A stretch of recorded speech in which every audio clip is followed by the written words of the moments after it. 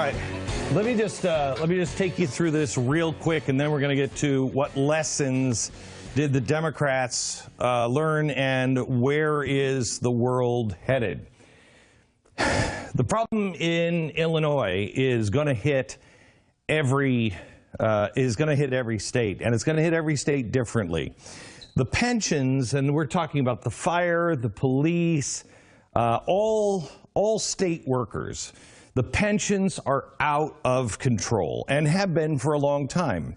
And back in 2008 or 2009, as I outlined, if we don't take care of these problems now, we are going to be facing massive issues in the future, and there will be no good outcome. The outcome will be dump it into the lap of the federal government. That's what I said at the time, 2008, 2009, if you remember that episode. Well, we're here now. And Illinois, which is the state that I used as the example, is the first one to start to collapse. They have the money that they owe people in pensions is going to take 100% of the budget. And the state has said that they have to pay these pensions. So that's 100% of the budget. The pensions are invested in the stock market. And for them to pay the pensions, this is what they claimed, they needed a 5 to 7% guaranteed return on their money. Well, that's impossible. I mean, that's, it's not Bernie Madoff, but it's on the road to Bernie Madoff. Nobody can promise you 5 to 7. But you had to have 5 to 7% in pensions because they wouldn't reduce the pensions. They promised everybody, and we all accepted it. And the politicians were too greedy to say these unions are lying to you. You're never going to be able to retire because this is nothing but a Ponzi scheme. All right. They're not getting enough of the return. They're not able to make the money when the stock market is at 21,000, the highest ever. And they still can't make these pensions work. It's not like then we had a crash and it was unexpected. No, no, no. Highest stock market ever. And it's still not enough. What happens if we have a correction and it falls to 15,000? What happens if, let's be crazy, and say another, 2008 happens and it falls down to 6,800, or another Great Depression happens? Well, what happens to then the Illinois Pension Fund, which is now taking 100% of the budget? Is it 200% of the budget?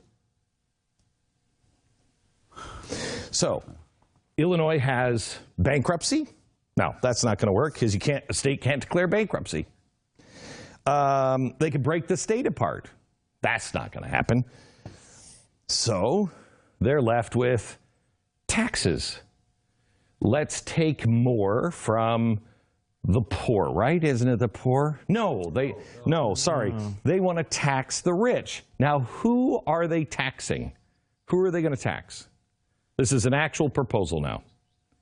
They want to tax the rich, but in particular, they are mad at the people who are making so much money on the stock market. So what they're going to do in Illinois, they are now proposing a small tax of 20%. Oh my gosh. On transactions in the stock market. Good golly. What? 20% tax over a certain amount for the uber rich.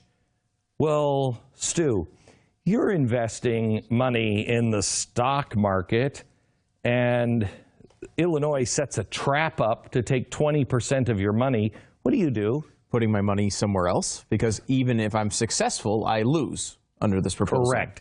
If I get a 7% return on my money and I want to move my money, I lose an additional 13%. I lose the 13% I'm sorry, no, wait. I lose, 13% because I've made 7, but they're taking 20. So I've lost 13% of my money, even though I gained. So then, of course, these wealthy individuals do not invest in the stock market. And what happens to the stock market when they don't invest in it? What are you talking about? Yeah, it doesn't stay up. Right. When you start taking millionaires and billionaires out of the stock market, that doesn't help. Right. Or because you are taxing the people in Illinois, something else happens too. People move the hell out of the state. Yes, there we go. They move. They take their crap and they leave Illinois. Now that helps the pension funding, right? Because not having those people there, they're so bad for the economy, those rich people. No. So now they're gone. Well, we've got to do something about that. We've got to make it so that they can't move. Right. Okay. So now there's 2 problems. That's not going to work. It will only make things work. And then the state will say, we've got to make it so people can't move. This is going to be, there's another problem that is going on. So the state will have to move it up to the federal government because the federal government will be the only one that could be the backstop because Illinois is too big to fail. There's another problem. If I have my pension in the firefighters union or the police union, and I'm already seeing in places like Dallas that there's no way I'm going to get my pension. It's starting to collapse in a healthy city like Dallas. I'm going to do what? I'm going to ask for my cash payout. I'll take less to get my money now. So once they start to see what's really happening in Illinois and they realize this whole thing is going to collapse, all of the people who have pensions are now going to say, I'm getting my money out now. And that's what happens. What do we call that when it happens to banks? Run on the bank. Run on the bank. So what do? They usually close the bank. So you can't do a run on the bank. And then they tell you you can only take out certain amount. So now you don't have a choice anymore. The federal government will tell you you can't take the pension money, you can't take a lump sum anymore because it'll cause a run on the pensions. So when this happens and you have the stock market, let's say the stock market crashes and the extra taxes on the rich don't work, and then people start to lose their job and lose their money in their 401k, and you don't have a pension, the federal government is going to bail you out by putting that much money, by printing that much money. What happens then again to our money? Because now we're printing millions and billions of dollars that is going to have velocity. You've devalued the money again. You've devalued the money. So now you have 2 ways to win the next election. In 2020, there's really only 2 ways to win the election. And which way do you think each party is going to go? When you have people who are afraid and they don't have anyone to go. We've seen this in a country, the United States of America, when we had our principles. When we had our principles, we ran to FDR and the government and said, socialism. So you have the Bernie Sanders type. Could you play the guy again out of London? There are a large number of deliberately kept vacant flats and properties all over London. It's called land banking. People with a lot of money buy a house, buy a flat, keep it empty. But you would seize it forever, or just take it for as long as they're needed? Well, I'm just looking at the mechanism. Occupy it, compulsory purchase it, requisition it. There's a lot of things you can do. But can't we as a society just think, all of us, it's all very well putting our arms around people during the crisis, but homelessness is rising, the housing crisis is getting worse, and my point was quite a simple one. In an emergency, you have to bring all assets to the table in order to deal with that crisis, and that is what I think we should be doing in this case. Surely, in the wake of Grenfell fire, we have to recognise something has gone badly, badly wrong in this country. So let me just try this. In the wake of Illinois, in the wake of the collapse of the pension funds, in the wake of severe homelessness in America because of the stock market, and in the wake of capitalism just crashing down, I think we all have to admit that something has gone very, very wrong. For anybody who believes that Georgia, the Georgia, what was it, the 6th district or 8th district? 6.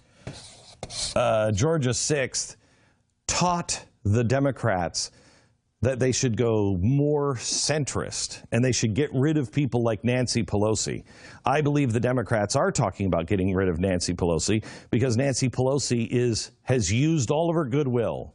But that doesn't mean go more centrist, because between now and let's say 2018, 2019, we are going to have collapses and pensions going. We're going to have additional problems. Going the centrist way of, look, let's return to our principles. Oh, that was cute. You're going to have two choices. I will fix it. Somebody who says, I'm going to fix this. And we put all of our support behind a strongman. Or somebody who says, we will fix this. Surely in the wake of all of these problems, we can come together. And more of an FDR style saying, we will fix it. Socialism, we are fully on the train tracks of Europe. Now, we are truly in 2020, unless something changes. And if it's not 2020, it'll be 2024. Mainly because by 2024, all of the people who are college age now, that's all going to be the bulk. And they don't have any idea what capitalism is, what the Constitution is. Our cultural values are so upside down right now that there's not going to be anybody left. You spent a lot of time over the years talking about Cloward and Piven, yes, which is a, yes, summarize, sort of radical leftist professors proposing this idea that you should load up things like welfare to collapse the system so we can finally replace it with the socialism that we really need. Yes. And that was a sort of a revolutionary idea. I know there's so many people in the audience and so many good people who are on pensions, who got pensions in good times. Yes. But, I mean, they are essentially the progressive, as opposed to the revolutionary version of Cloward and Piven. Yeah, the problem is the problem is righteous indignation. Oh yeah, and it is righteous. I have worked my entire life under an agreement in which you were promised this. Yeah, and it was ironclad. They promised me. There's totally no way around, and this gets into the pendulum, which we've talked about before. The job of the people my age is supposed to be, for this to work, this pendulum to work, is we are supposed to encourage the 20-somethings to take care of the older, and the older, the ones who are promised the pensions, to say, okay, I ain't going to get that, and I'm not just going to suck it out of the system.